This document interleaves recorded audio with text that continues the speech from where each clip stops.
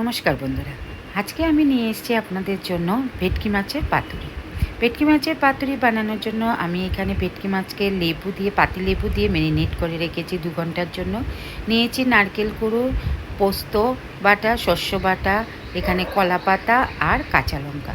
প্রথমেই কলা পাতাগুলোকে একটুখানি মানে তাওয়ার মধ্যে এইভাবে সেঁকে নিতে হবে, কারণ কেননা যখনই আমি পাতাগুলো ভেটকি মাছগুলোকে মুড়ে নেব তখন ভেঙে যেতে পারে, তাই একটু সেঁকে নিতে হবে। এবার একটি আমি কাচের পাত্রের মধ্যে প্রথমে নিয়ে নিলাম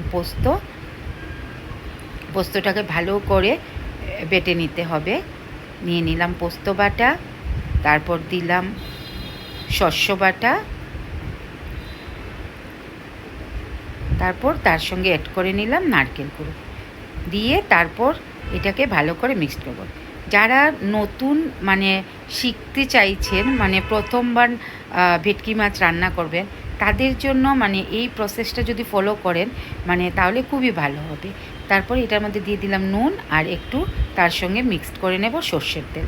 মানে এত সুন্দর একটা ইজি প্রসেস, মানে যে কোনো কেউ বানাতে পারবে। খুব সহজ উপায়ে আমি এটা তৈরি করে আপনাদেরকে দেখাচ্ছি। আর এখানে একটু জল দিয়ে দিলাম, কারণ ওই শস্যটার মধ্যে একটু লেগেছিলো, বাটিটার মধ্যে শস্য দানা, তাই একটু জল দিয়ে মিক্সড করে নিলাম। এইবার আমি মাছ যে ম্যারিনেট করে রেখেছিলাম সেইগুলো এটার মধ্যে ভালো করে মিশিয়ে 10 মিনিটের জন্য রেখে দেবো। আচ্ছা, এখানে কিন্তু আমি শস্য বাটার সঙ্গে কাঁচা লঙ্কা 3টে বেটে নিয়েছিলাম, আর তার জন্য মানে আলাদা করে কাঁচা লঙ্কা বাটিনি, কারণ আমি শস্যের সঙ্গে একসঙ্গে বেটে নিয়েছি। অবশ্যই একসঙ্গে একটু বেটে নেবেন। আর লেবু দিয়ে নুন দিয়ে ম্যারিনেট করে আগে আমি 2 ঘন্টার জন্য মাছটাকে রেখে দিয়েছিলাম।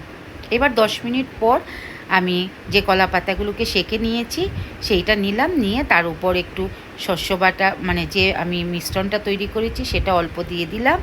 তার উপরে একটা মাছের ফিলে দিলাম, আবার সেই মিশ্রণটা একটু দিলাম, দিয়ে একটা কাঁচা লঙ্কা উপরে দিয়ে দেব,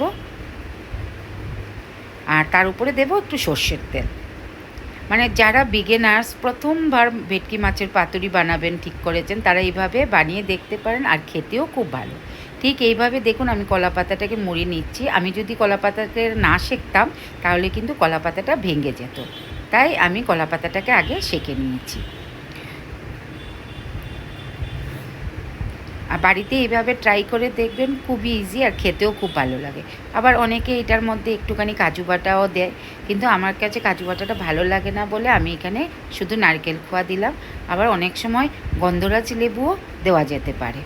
তো আমার এখানে মোটামুটি আমি 6 পিস দিয়ে তৈরি করে নিয়েছি। দেখুন এই সুন্দর করে আমি বেঁধে নিয়েছি। এইবার আমি এটাকে সেঁকে নেব।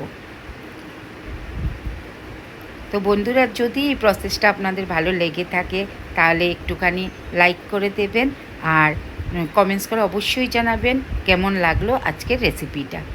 এই দেখুন এবার কড়াইতে অল্প তেল দিয়ে আমি আস্তে আস্তে সেঁকে নেব। তেল দিয়ে এবার আমি এটাকে ঢেকে দেব, আর যখনই কলা পাতার কালারটা চেঞ্জ হয়ে যাবে তখনই বুঝতে হবে যে আমার সেঁকা হয়ে গেছে।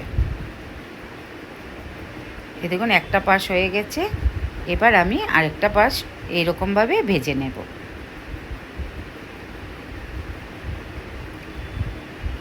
পাতুরিটা প্রায় তৈরি হয়ে গেল। দেখুন কালারটা কলা পাতার কিন্তু চেঞ্জ হয়ে গেছে। আপনারা যে কোনো কেউ বাড়িতে এভাবে ট্রাই করে দেখতে পারেন। আমি একটা খুব সোজা প্রসেসে আজকে করেছি, আর খেতেও কিন্তু খুব দারুণ হয়েছে। তৈরি হয়ে গেল আমার ভেটকি মাছের পাতুরি।